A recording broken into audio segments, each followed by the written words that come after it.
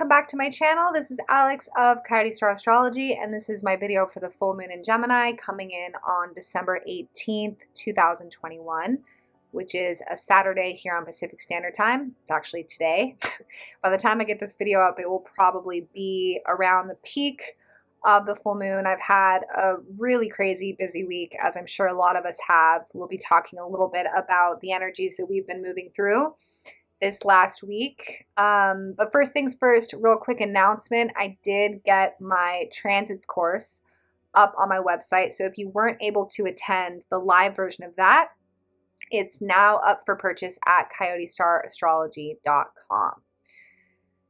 So yeah, we've got a full moon in Gemini, and honestly, as far as full moons go, I think that there's a lot of other transits that are happening currently that are sort of taking precedence. We'll talk a little bit about the full moon in Gemini, but honestly, I think it's just serving to integrate a lot of the other underlying processes that are happening at the moment. We've had a really powerful week that we're coming off of. We had Mars transit the South Node. I'm actually going to go back a week to take a look at that real quick so we kind of can sink into what we've all been feeling. And that has been Mars finishing out in Scorpio. And if we go through day by day, watch him. He crosses over. He was with the South Node on the 14th, crossed on the 15th, and now today is hanging out at 3 degrees, still right there by the South Node. And maybe even more importantly, this was all square to Jupiter.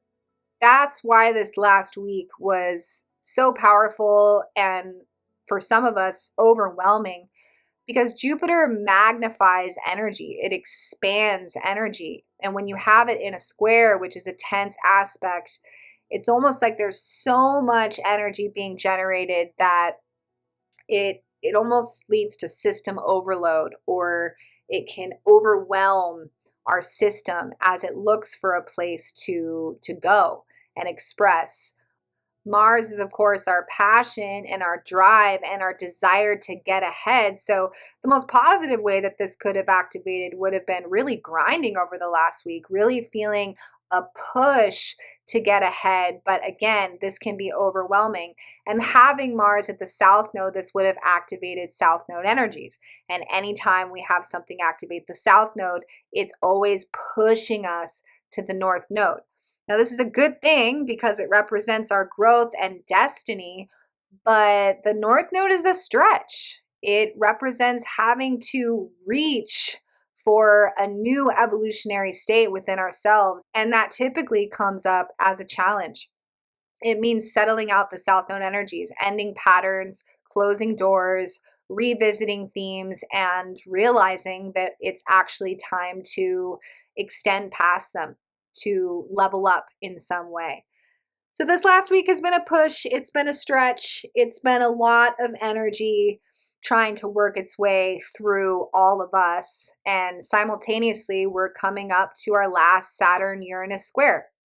This is a big deal as well. Saturn and Uranus have been squaring off and on for all of 2021. It's been the encircling energy of the entire year, and it's why 2021 has been so challenging for a lot of people. Having these two giant planets in square to one another has not been easy. The astrology for this year was not great. And these two are going to square for their third and final time. That will be exact December 23rd, right here, 11/11, all the way to December 29th. Right when lots of us will be celebrating the holidays. So this tension that we've been feeling throughout the whole year is going to tighten for a third and final time. And what I've been seeing in a lot of my sessions with you guys individually is that this aspect has made it really hard to break into new areas of our life. Uranus represents where we want to take quantum leaps and make big changes and break free and move forward. And Saturn has had us kind of in a headlock, bringing up delays, doubts, limitations, challenging situations, one after another, making this entire year feel like a really kind of odd limbo stage of 2 steps forward, 1 step back, 2 steps forward, 1 step back, and also feeling the divide, the massive divide, as this aspect has been contributing in large part to the polarity that we're seeing amongst groups of people. So having these two come into a tight square again this last week of December, I think that we're going to see tensions tighten and arise again. This may mean more mandates or restrictions or whatever, but this tension is going to come up again. And individually, we may see another wave of the challenges that we've experiencing off and on throughout 2021 come up for their final sort of showdown. After this square happens, Uranus and Saturn will slowly finally start to move apart. Uranus will go direct on January 18th. That'll be a big relief. So we've just kind of got this last portal to really face the things that are holding us back from the new reality that we're trying to create. Noticing where Uranus is transiting your chart by house. That's where your soul is feeling called to break free. And then noticing where Saturn is transiting your chart by house. And that's going to show you where a lot of the challenges and checks and balances have been taking place that you've been dealing with for the majority of the year. So all this to say, this is kind of like the home stretch, but it is the final contraction in a very, very long, frustrating, difficult birth process that we are slowly but surely moving out of. The other big transit we have is that Venus is going retrograde tomorrow in the sign of Capricorn. I actually like this retrograde. I spoke about it on my Instagram. I'll put my Instagram up there on the screen. If you guys don't follow me, it's Earth to Coyote. And what I like about this retrograde is if there was ever an archetype that was willing to go through a retrograde, it's Capricorn. Capricorn is kind of slow by nature, meaning likes to take slow, assured steps forward. It's patient, it's practical, logical, wants to make sure that what it's producing is of quality, wants to know that its investments are of quality. Capricorn is about productivity. So slowing down and taking a moment to reflect and revise and rethink and reorganize is not really that frustrating for Capricorn. It feels like kind of a natural process within this archetype. And the Venus retrograde itself is making some powerful aspects, but overall pretty good. The retrograde with Pluto is going to bring up that transformative element, but I actually like that because that's sort of the point of a retrograde anyway. And when she went into shadow at 11 degrees, she was trine Uranus. So she's in agreement with where we're trying to go, where we're trying to break free and sort of become the master architects of this new area of life. But she's asking that we slow down for a second. And what really comes through for me, because it's a retrograde in Capricorn, which is about career and about our work and about finances and about relationships because of Venus, really asking us to not even push harder right now, but to retract our energies a little bit, take a breath, and look at the decisions that we're making, looking at the plans that we have to move forward, and taking a moment to see how small changes could lead to better results over time.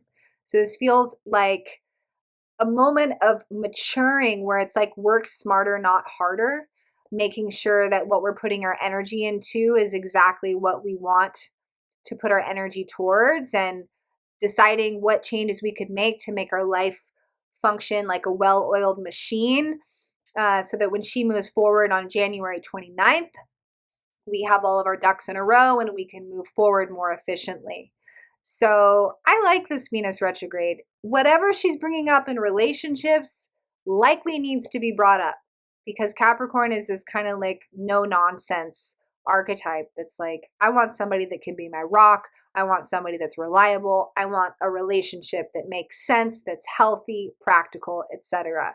So the revisions that come up in relationships to me feel really good, and it feels like a transit that could actually bring us closer to healthy, long-lasting unions. And anything that's not of quality or not in alignment with that will likely fall away because of the Pluto aspect in this transit. And then we have Chiron moving direct tomorrow, which is really nice. You'll want to see where Chiron is hitting your chart. If Chiron is aspecting one of your natal planets, this is where you've been doing some real healing. So having Chiron move direct is signaling the green light to move forward with some healing processes that a lot of us have been going through. So you can see how the energies of the full moon do sort of get lost, what with everything else we have going on. But it is the last full moon of the year. So this is sort of the climax of all the lessons and energies of 2021. It's also in the same sign of the North Node, which is where we're trying to go. And the full moon ruler is Mercury. And Mercury is in Capricorn, making nice aspects to Uranus. So this is a lot of Capricorn energy that we're moving into. And Capricorn is, again, what we're trying to build. But because of the retrogrades happening in Capricorn, it's about building carefully, building slowly, building mindfully, and welcoming the new perspective that the full moon in Gemini and the North Node are bringing in. All right, you guys, thank you so much for tuning into my channel. If you've enjoyed this video, please do give it a like and a share. I really appreciate it. And if you would like to reach out to me for a reading, you're more than welcome to do so. You can do that at my website, coyotestarastrology.com. All right, you guys, have a beautiful full moon, and I will talk to you in the next video. Bye for now.